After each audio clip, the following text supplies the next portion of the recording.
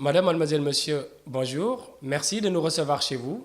C'est devenu une tradition de fêter la date historique du 18 Safar, marquant l'avènement de l'exil du grand cheikh de Touba.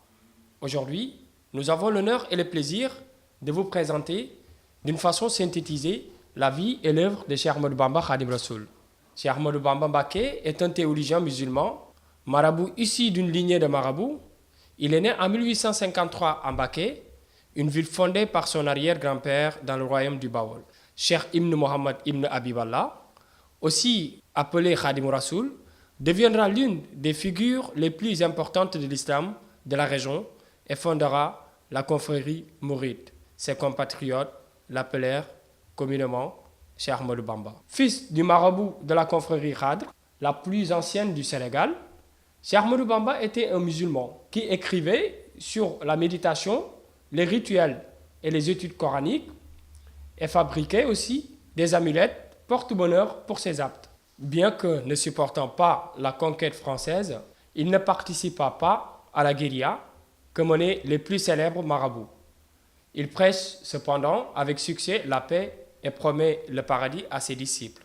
Il fonde la ville de Touba en 1887, étant parvenu à convertir plusieurs rois de la région et pouvant mobiliser de très nombreux disciples. Il est accusé par l'administration française de préparer une guerre sainte, raison pour laquelle il a été exilé en 1895 au Gabon. Le cheikh ne retourne au Sénégal qu'en 1902.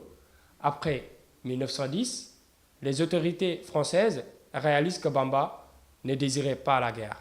Ainsi, puisque la doctrine de Bamba les servait, ils décident de collaborer avec lui.